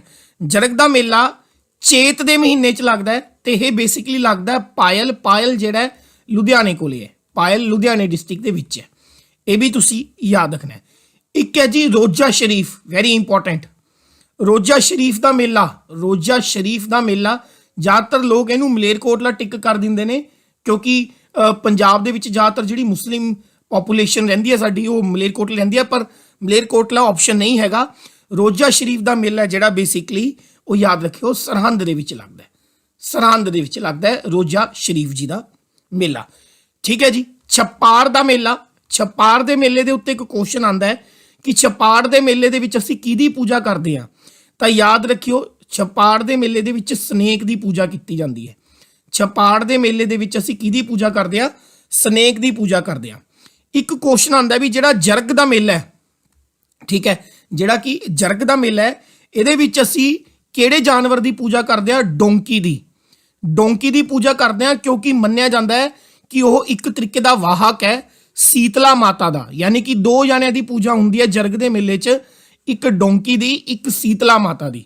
ਇਹ ਵੀ ਤੁਸੀਂ याद रखना है। एक मेला ਹੁੰਦਾ ਜਿਹਨੂੰ ਅਸੀਂ बोलते हैं फेयर ऑफ लाइट।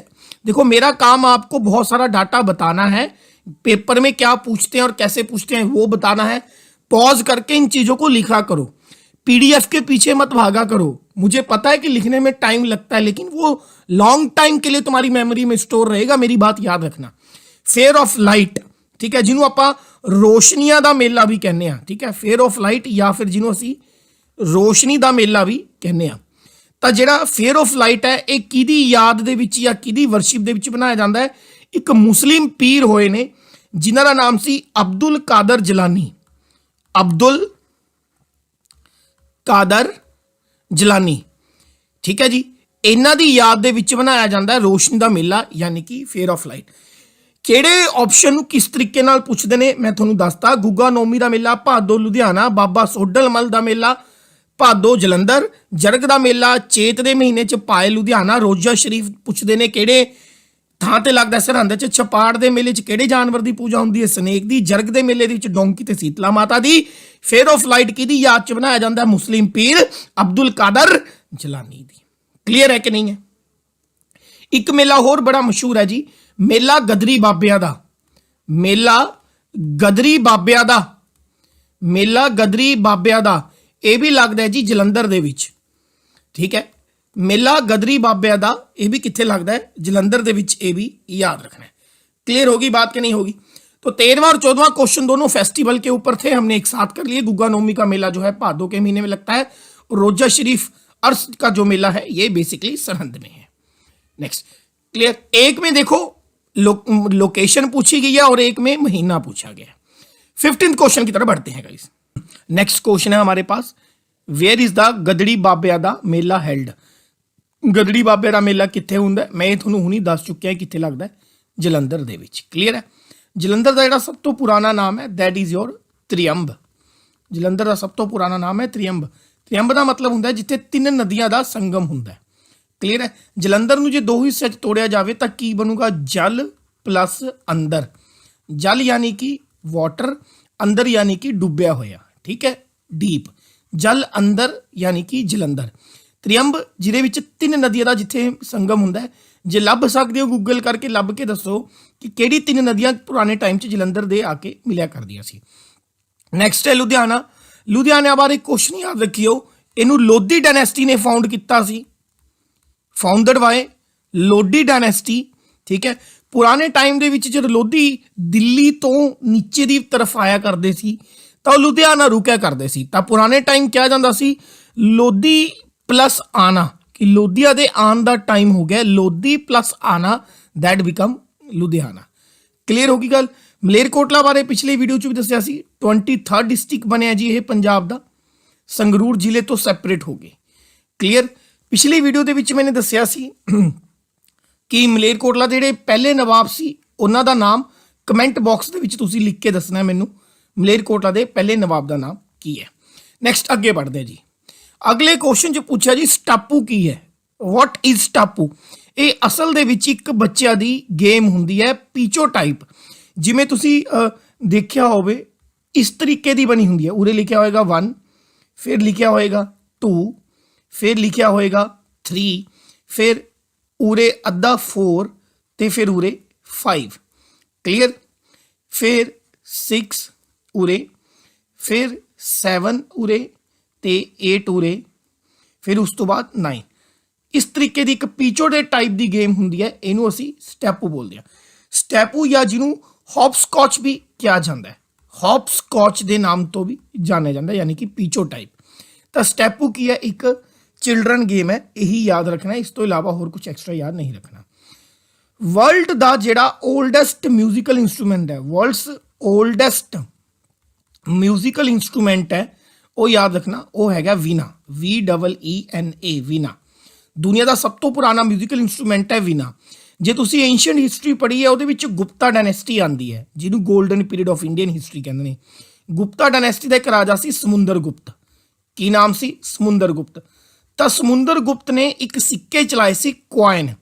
उन्होंने कॉइन के उत्ते एक पासे का समुंदर गुप्त आपका चेहरा छपया होंदा सी, दूजे पासे वीना का चेहरा छपया होंदा सी। ਤੇ ਉੱਥੋਂ ਪਤਾ ਲੱਗਦਾ ਕਿ ਦੁਨੀਆ ਦਾ ਸਭ ਤੋਂ ਪੁਰਾਣਾ ਜਿਹੜਾ ਮਿਊਜ਼ੀਕਲ ਇਨਸਟਰੂਮੈਂਟ ਹੈ ਉਹ ਕਿਹੜਾ ਹੈ, ਵੀਣਾ। ਠੀਕ ਹੈ। ਇੱਕ ਬਹੁਤ ਬੜੇ ਮਿਊਜ਼ਿਕ ਵਾਦਕ ਹੋਏ ਨੇ ਇੰਡੀਆ ਦੇ ਵਿੱਚ, ਆਮੀਰ ਖੁਸਰੋ ਸਾਹਿਬ, ਆਮੀਰ ਖੁਸਰੋ। ਠੀਕ ਹੈ ਜੀ। ਇਹਨਾਂ ਨੂੰ ਪੈਰਟ ਆਫ ਇੰਡੀਆ ਕਿਹਾ ਜਾਂਦਾ ਸੀ। ਕੀ ਕਹਿੰਦੇ ਸੀ? Parrot of India. ਕਲੀਅਰ ਹੈ ਕਿ ਨਹੀਂ ਹੈ? ਇਹ ਗੱਲ ਵੀ ਤੁਸੀਂ ਯਾਦ ਰੱਖਣੀ ਹੈ। ਚਲੋ ਨੈਕਸਟ ਕੁਐਸਚਨ ਲੈਂਦੇ ਹਾਂ। ਨੈਕਸਟ ਕੁਐਸਚਨ ਹੈ ਜੀ, where is the biggest art gallery of Punjab located? Punjab ਦੀ ਸਭ ਤੋਂ ਵੱਡੀ ਆਰਟ ਯਾਨੀ ਕਿ ਕਲਾ ਦੇ ਨਮੂਨਿਆਂ ਨਾਲ ਭਰੀ ਹੋਈ ਗੈਲਰੀ ਕਿੱਥੇ ਹੈ? ਤਾਂ ਪੰਜਾਬ ਦੀ ਸਭ ਤੋਂ ਵੱਡੀ ਆਰਟ ਗੈਲਰੀ ਹੈ ਪਟਿਆਲਾ। ਇਹਨੂੰ ਯਾਦ ਰੱਖਿਓ, biggest art gallery of Punjab is Patiala. ਕੁਝ ਹੋਰ ਗੈਲਰੀਜ਼ ਤੇ ਮਿਊਜ਼ੀਅਮ ਨੇ ਜਿਹੜੇ ਮੈਂ ਦੱਸਣ ਲੱਗਿਆ, ਇਹਨੂੰ ਨੋਟ ਕਰ ਲਓ। ਇੱਕ ਹੈ ਐਂਗਲੋ ਸਿੱਖ ਵਾਰ ਮੈਮੋਰੀਅਲ, ਐਂਗਲੋ ਸਿੱਖ ਵਾਰ ਮੈਮੋਰੀਅਲ ਜਾਂ ਮਿਊਜ਼ੀਅਮ ਕਹਿ ਲਓ, ਇਹ ਹੈਗਾ ਜੀ ਫਿਰੋਜ਼ਪੁਰ ਦੇ ਵਿੱਚ। ਐਂਗਲੋ ਸਿੱਖ ਵਾਰ ਮੈਮੋਰੀਅਲ ਫਿਰੋਜ਼ਪੁਰ ਦੇ ਵਿੱਚ।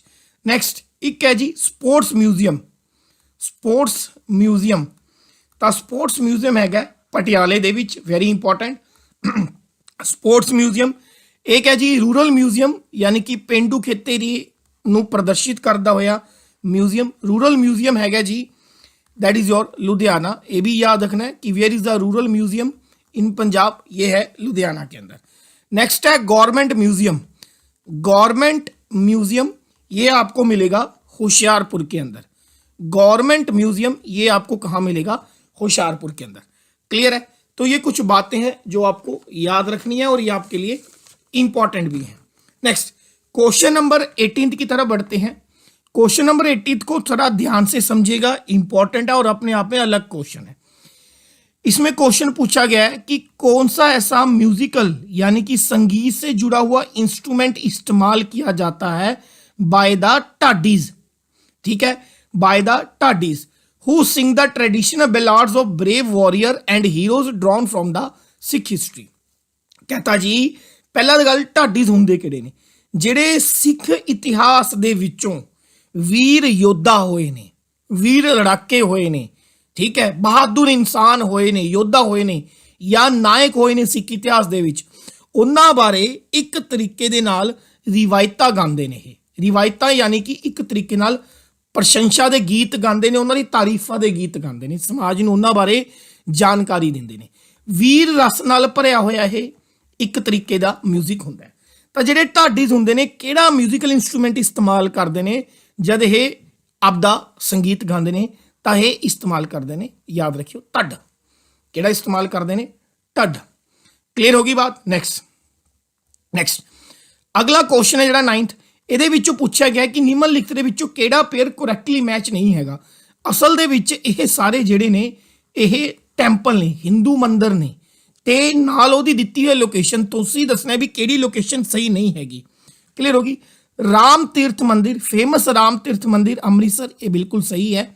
ਸੋਡਲ ਮੱਲ ਮੈਂ ਹੁਣੀ ਫੈਸਟੀਵਲ ਦੱਸ ਕੇ ਚੁੱਕਿਆ ਤੇ ਉੱਥੇ ਕਿਹਾ ਵੀ ਸੀ ਸੋਡਲ ਮੱਲ ਦਾ ਮੰਦਿਰ ਹੁੰਦਾ, ਇਹ ਵੀ ਬਿਲਕੁਲ ਸਹੀ ਹੈ। ਸੋਡਲ ਮੱਲ ਦਾ ਮੰਦਿਰ ਵੀ ਤੁਹਾਨੂੰ ਮਿਲੇਗਾ ਕਿੱਥੇ? ਜਲੰਧਰ ਦੇ ਅੰਦਰ। ਪੰਚ ਮੰਦਿਰ ਸੁਪਰ ਇੰਪੋਰਟੈਂਟ, ਬਹੁਤ ਵਾਰ ਰਿਪੀਟ ਹੁੰਦਾ ਹੈ। ਪੰਚ ਮੰਦਿਰ ਇਹ ਤੁਹਾਨੂੰ ਮਿਲੇਗਾ ਕਪੂਰਥਲਾ ਦੇ ਅੰਦਰ। ਜਿਹੜਾ ਕਿ ਹਨੂਮਾਨ ਮੰਦਿਰ ਹੈ ਨਾ, ਇਹ ਵੈਸੇ ਲੁਧਿਆਣੇ 'ਚ ਹੈਗਾ, ਲੇਕਿਨ ਹਨੂਮਾਨ ਮੰਦਿਰ ਤੁਹਾਨੂੰ ਪਟਿਆਲੇ 'ਚ ਵੀ ਮਿਲੂਗਾ। ਮੇਰੀ ਗੱਲ ਸਮਝ ਆ ਗਈ? ਫਿਲੌਰ ਦੇ ਵਿੱਚ ਵੀ ਮਿਲੂਗਾ, ਠੀਕ ਹੈ, ਲੁਧਿਆਣੇ 'ਚ ਵੀ ਮਿਲੂ। ਇਹ ਸਪੈਸੀਫਿਕ ਨਹੀਂ ਹੈਗਾ ਵੀ ਹਨੂਮਾਨ ਮੰਦਿਰ ਕਿੱਥੇ ਹੈ, ਤਾਂ ਇਹਨੂੰ ਆਨਸਰ ਅਸੀਂ ਗਲਤ ਕਰ ਦਾਂਗੇ, ਤਾਂ ਸਾਡਾ ਆਨਸਰ ਹੋ ਜਾਊਗਾ ਆਪਸ਼ਨ ਸੀ ਕਿ ਬਈ ਇਹ ਕਰੈਕਟਲੀ ਮੈਚ ਨਹੀਂ ਕਰਦਾ। ਕੁਝ ਹੋਰ ਟੈਂਪਲ ਨੇ, ਇੱਕ ਤਾਂ ਯਾਦ ਰੱਖਣੇ ਨੇ ਰਾਮ ਤੀਰਥ ਮੰਦਿਰ ਅੰਮ੍ਰਿਤਸਰ, ਸੋਡਲ ਮੰਦਿਰ ਜਲੰਧਰ, ਪੰਚ ਮੰਦਿਰ ਕਪੂਰਥਲਾ। ਨੈਕਸਟ ਹੈ ਦੇਵੀ ਤਲਬ ਟੈਂਪਲ, ਦੇਵੀ ਤਲਬ ਟੈਂਪਲ ਇਹ ਪਾਇਆ ਜਾਂਦਾ ਹੈ ਜਲੰਧਰ ਦੇ ਅੰਦਰ। ਦੇਵੀ ਤਲਬ ਟੈਂਪਲ ਜਲੰਧਰ ਦੇ ਅੰਦਰ। ਇੱਕ ਹੈ ਜੀ ਦੁਰਗਿਆਨਾ ਟੈਂਪਲ, ਵੈਰੀ ਫੇਮਸ, ਠੀਕ ਹੈ, ਇਹਨੂੰ ਸਿਲਵਰ ਟੈਂਪਲ ਵੀ ਕਿਹਾ ਜਾਂਦਾ ਹੈ, ਗੋਲਡਨ ਟੈਂਪਲ ਦੇ ਬਿਲਕੁਲ ਕੋਲੇ ਹੈ ਜੀ ਇਹ, ਸਿਲਵਰ ਟੈਂਪਲ ਵੀ ਕਿਹਾ ਜਾਂਦਾ ਹੈ। ਦੁਰਗਿਆਨਾ ਟੈਂਪਲ ਇਹ ਵੀ ਕਿੱਥੇ ਹੈ? ਅੰਮ੍ਰਿਤਸਰ ਦੇ ਵਿੱਚ, ਠੀਕ ਹੈ। ਦੁਰਗਿਆਨਾ ਟੈਂਪਲ ਦੇ ਉੱਤੇ ਦੋ ਕੁਐਸਚਨ ਹੋਰ ਮੈਂ ਤੁਹਾਨੂੰ ਦੱਸ ਦਿੰਦਾ। 1912 ਦੇ ਵਿੱਚ ਇਹ ਕੰਸਟਰਕਟ ਕਰਵਾਇਆ ਸੀ ਬਾਏ ਦਾ ਗੁਰੂ ਹਰਸਾਏ, ਬਾਏ ਦਾ ਗੁਰੂ ਹਰਸਾਏ ਮਲ ਕਪੂਰ, ਬਾਏ ਦਾ ਗੁਰੂ ਹਰਸਾਏ ਮਲ ਕਪੂਰ ਦੁਆਰਾ ਕੰਸਟਰਕਟ ਕਰਵਾਇਆ ਗਿਆ ਸੀ। ਤੇ ਦੁਰਗਿਆਨਾ ਮੰਦਿਰ ਦਾ ਜਿਹੜਾ ਨੀਂਹ ਪੱਥਰ ਯਾਨੀ ਕਿ ਫਾਊਂਡੇਸ਼ਨ ਸਟੋਨ ਰੱਖਿਆ ਸੀ ਇੱਕ ਫਰੀडम ਫਾਈਟਰ ਹੋਏ ਨੇ ਮਦਨ ਮੋਹਨ ਮਾਲਵੀय, ਮਦਨ मोहन मालवीय, ठीक है, ਉਹਨਾਂ ਦੁਆਰਾ ਰੱਖਿਆ ਗਿਆ ਸੀ। ਇਹ ਵੀ ਗੱਲ ਤੁਸੀਂ ਯਾਦ ਰੱਖਣੀ ਹੈ। ਕਲੀਅਰ ਹੋਗੀ ਗੱਲ ਕਿ ਨਹੀਂ ਹੋਗੀ? ਨੈਕਸਟ ਆਰਸੀ ਜਿਹੜਾ ਨਾ ਜੀ ਇਹ ਇੱਕ ornament ਹੈ, ਠੀਕ ਹੈ। ਕਹਿੰਦੇ ਜੀ ਇਹ ਬੋਡੀ ਕਿਹੜੇ ਬੋਡੀ ਪਾर्ट ਤੇ ਪਾਇਆ ਜਾਂਦਾ? ਤੁਸੀਂ ਇੱਕ ਕਹਾਣੀ ਸੁਣੀ ਹੋਗੀ, पढ़े लिखे हाथ कंगन को आरसी क्या, पढ़े लिखे को फारसी क्या। उसी आरसी से याद रखिए, हाथ कंगन को आरसी क्या, हाथ कंगन यानी कि हैंड। क्लियर होगी बात कि नहीं होगी? ठीक है, तो जिहड़ा आरसी ऑर्नामेंट है ये हत्थ च पाया जाता है, इनू भी तुसी याद रखियो। क्लियर है कि नहीं है? ओके, ये बारे कुछ होर एक्स्ट्रा गल्लां दी लोड़ नहीं। क्वेश्चन नंबर 21 गुड क्वेश्चन है, वेरी गुड क्वेश्चन है। कहंदा जी मॉडर्न हिस्टरी ਦੇ ਵਿੱਚ ਜਾਂ ਭਾਰਤ ਦੇ ਇਤਿਹਾਸ ਦੇ ਵਿੱਚ ਪਹਿਲਾ ਸਮਾਚਾਰ ਪੱਤਰ ਕਿਹੜਾ ਪਬਲਿਸ਼ ਹੋਇਆ ਸੀ, ਇਹ ਪੁੱਛਿਆ ਗਿਆ। ਮੇਰੀ ਇੱਕ ਵੀਡੀਓ ਹੈ 12 ਤੋਂ 13 ਮਿੰਟ ਦੀ, ਮਾਡਰਨ ਹਿਸਟਰੀ ਦੇ ਵਿੱਚ ਯਾਨੀ ਕਿ ਆਧੁਨਿਕ ਇਤਿਹਾਸ ਦੇ ਵਿੱਚ ਜਦ ਅਸੀਂ ਲੜਾਈ ਲੜ ਰਹੇ ਸੀ ਅੰਗਰੇਜ਼ਾਂ ਤੋਂ ਆਜ਼ਾਦ ਹੋਣ ਦੀ 1905 ਤੋਂ ਬਾਅਦ, ਜਿਹੜਾ ਫਰੀडम ਮੂਵਮੈਂਟ ਜਾਂ ਨੈਸ਼ਨਲ ਮੂਵਮੈਂਟ ਦਾ ਟਾਈਮ ਪੀਰੀਅਡ ਮੰਨਿਆ ਜਾਂਦਾ ਜੇ ਤੁਸੀਂ ਇਤਿਹਾਸ ਪੜ੍ਹਿਆ ਹੋਵੇ ਪੇਪਰ ਵਾਸਤੇ। ਉਹਦੇ ਵਿੱਚ ਬਹੁਤ ਸਾਰੇ ਨਿਊਜ਼ਪੇਪਰ ਨੇ ਅਲੱਗ-ਅਲੱਗ ਫਰੀडम ਫਾਈਟਰਸ ਦੇ, ਉਹਨਾਂ ਦੇ ਉੱਤੇ 12-13 ਮਿੰਟ ਦੀ ਮੈंने ਇੱਕ ਵੀਡੀਓ ਬਣਾਈ ਹੈ। ਜੇ ਕਿਸੇ ਨੂੰ ਚਾਹੀਦੀ ਹੈ ਉਹ ਕਮੈਂਟ ਕਰ ਦੇ ਕਿ ਸਰ ਨਿਊਜ਼ਪੇਪਰ ਵਾਲੀ ਵੀਡੀਓ ਦੇ ਦਿਓ, ਤੁਹਾਨੂੰ ਰਿਪਲਾਈ ਦੇ ਵਿੱਚ ਲਿੰਕ ਮਿਲ ਜਾਊਗਾ। ਕਲੀਅਰ ਹੈ? ਇਸ ਤੋਂ ਇਲਾਵਾ ਮੈਂ ਟੈਲੀਗ੍ਰਾਮ ਗਰੁੱਪ ਦੇ ਵਿੱਚ ਵੀ ਇੱਕ ਵਾਰੀ ਸ਼ੇਅਰ ਕਰ ਦੂੰਗਾ। ਕਲੀਅਰ? ਚਲੋ ਕੁਐਸਚਨ ਤੇ ਵਾਪਸ ਆਉਂਦੇ ਆ ਵੀ ਪਹਿਲਾ ਨਿਊਜ਼ਪੇਪਰ ਇੰਡੀਆ ਦੇ ਵਿੱਚ ਕਿਹੜਾ ਸੀ ਜਿਹੜਾ ਪਬਲਿਸ਼ ਹੋਇਆ ਸੀ? ਤਾਂ ਫਸਟ ਨਿਊਜ਼ਪੇਪਰ ਜਿਹੜਾ ਇੰਡੀਆ 'ਚ ਪਬਲਿਸ਼ ਹੋਇਆ ਸੀ ਉਹਦਾ ਨਾਮ ਸੀ ਬੰਗਾਲ ਗੈਜਟ, ਅਰਾਊਂਡ 1780 ਦੇ ਵਿੱਚ।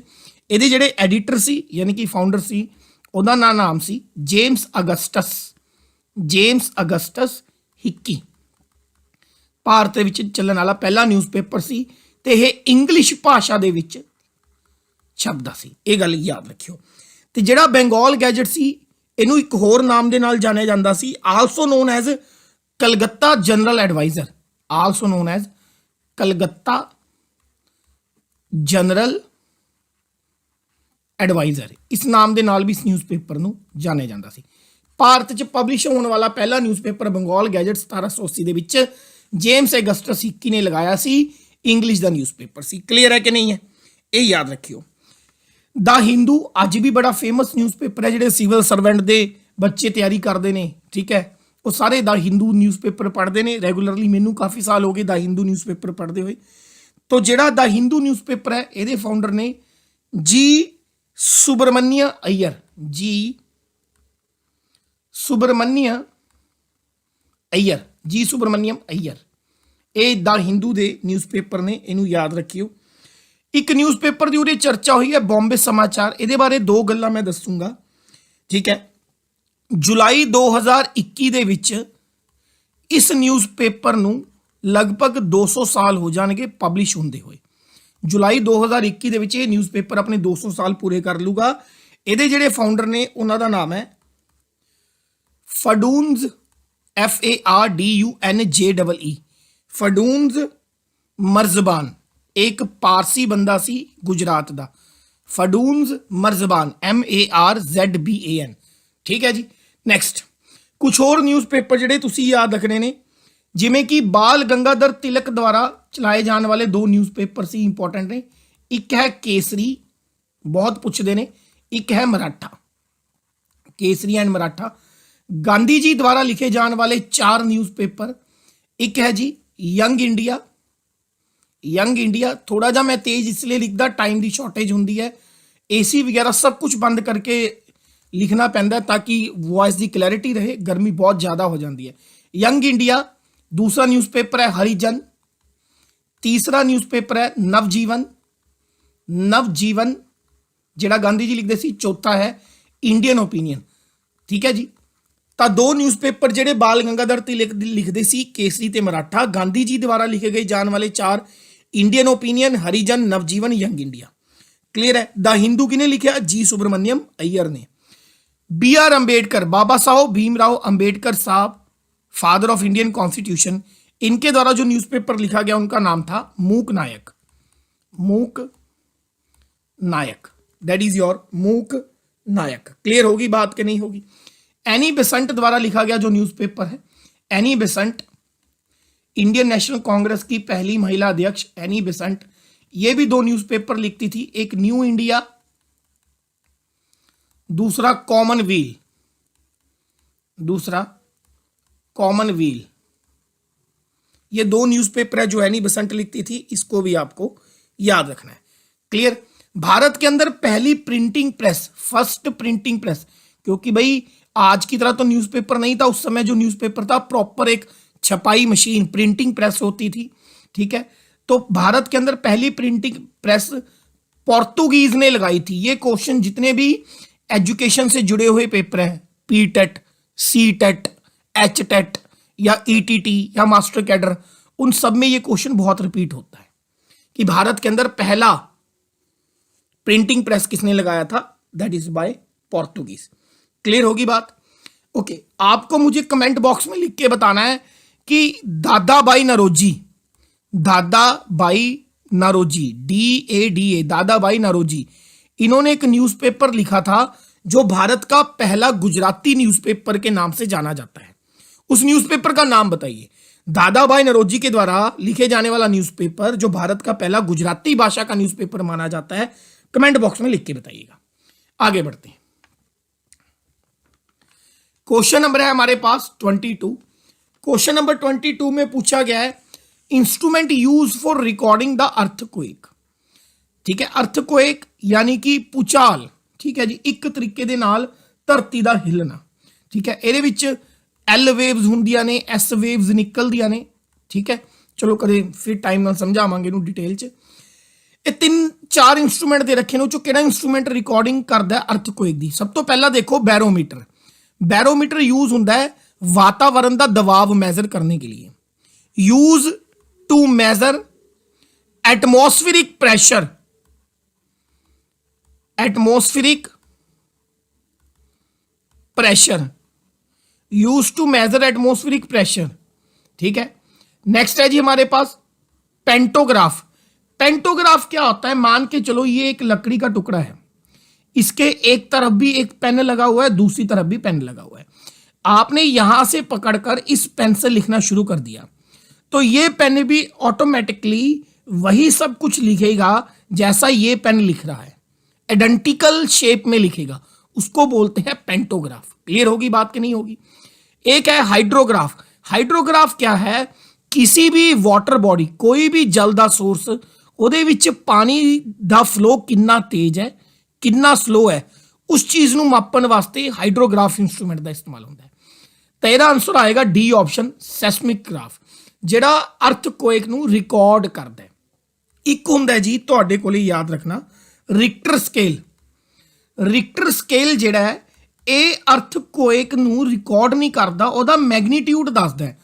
ਜੇ ਮੈਂ ਸਰਲ ਭਾਸ਼ਾ 'ਚ, ਲੋਕਲ ਭਾਸ਼ਾ 'ਚ ਕਹਾਂ, मैगनीट्यूड का मतलब किन्ने दबाव नाल आया, किन्नी फोर्स नाल आया, किन्नी शक्ति नाल आया। क्लियर। सैसमिक ग्राफ सिर्फ ये दसूगा भी इस टाइम ते हौली सी, इस टाइम ते तेज हो गया, फिर स्लो हो गया, फिर तेज हो गया। इस तरीके की रिकॉर्डिंग जिहड़ा सैसमिक ग्राफ दसूगा। जिवें आपां कहने भी जिहड़ा अर्थक्वेक आया 7.8 मात्रा का आया, वो 7.8 रिक्टर स्केल ते मेजर किया जाता है। नैक्सट अगे बढ़ते हैं। तो 22 का आंसर आएगा सेस्मोग्राफ। लक्षद्वीप, ये भारत का एक आईलैंड है। कहता ये किन्ने आईलैंड होर ने। सब तो पहला तो याद रखियो ये साडे भारत का साउथ हिस्सा है। भारत नूं 3 पासे पानी लगता है। ठीक है, इधर लगता है अरेबियन सी, जिन्हों तुसी अरब सागर भी बोलते हो। ठीक है, इस तरफ लगता है बे ऑफ बंगाल, जिन्हों आपां बंगाल की खाड़ी भी बोलते हैं। ये नीचे लगता है इंडियन ओशन यानी कि हिंद महासागर। क्लीयर। तो भारत के मेनली 2 ही आईलैंड ने। ठीक है, एक तो है ने आईलैंड यानी कि टापू, एक इस तरफ है जो अरेबियन सी च पाया जाता है लक्षद्वीप, एक बे ऑफ बंगाल च उरे जे पाया जाता है एंडोमान एंड निकोबार द्वीप समूह। कहता जो लक्षद्वीप टापू है वो होर किन्ने छोटे छोटे आईलैंड्स नूं मिल के बने, तो यह 36 आईलैंड्स नूं मिल के बने लक्षद्वीप, जिहड़ा कि अरेबियन सी च पाया जाता है। अंडोमान निकोबार द्वीप समूह ये लगभग 572 छोटे छोटे आईलैंड्स नूं मिला के एक बड़ा आईलैंड बनता है। यानी कि छोटे छोटे 572 आईलैंड ने, टापू ने, जिन्हों नूं मिला के अंडोमान निकोबार द्वीप समूह बनता है। मेरी बात क्लियर होगी कि नहीं होगी। अगर पूछा जाए दुनिया का बिगेस्ट, वर्ल्ड की गल कर रहे हैं, इंडिया की नहीं, बिगेस्ट रिवर आइलैंड केड़ा है, वर्ल्ड्स बिगेस्ट रिवर आइलैंड्स केड़ा है, तो वो है माजोली। माजोली असम, दुनिया का सब तो बड़ा बिगेस्ट रिवर आइलैंड केड़ा है, माजोली असम, जिन्हों ब्रह्मपुत्रा नदी बनाती है। हुण रिवर आइलैंड की हुंदा है, उहदे वास्ते जोग्राफी की वीडियो देखनियां पैणगियां। क्लीयर है। जे पूछा जाए दुनिया का सब तो बड़ा आइलैंड केड़ा है, वर्ल्ड्स बिगेस्ट आइलैंड, तो वो याद रखना वो है ग्रीनलैंड। ग्रीनलैंड। क्लियर है। बहुत सारे बच्चे तो इसकी प्रोनाउंसिएशन में ही गलती कर देते हैं। देखो, एक होता है ICE, आइसलैंड, ये एक कंट्री है। एक ISELAND होता है, इसमें S साइलेंट है, इसको आइलैंड बोलते हैं, जिसको आप हिंदी में टापू कहते हो। और टापू क्या होता है? ऐसा जमीन का टुकड़ा जो चारों तरफ से किससे घिरा हुआ हो? वाटर से घिरा हुआ हो। मेरी बात क्लियर होगी कि नहीं होगी? आज की दूसरी वीडियो में इतना ही। चैनल को सब्सक्राइब जरूर करेगा, कोई कमी पेशी लगे तो जरूर बताइएगा। Thank you so much.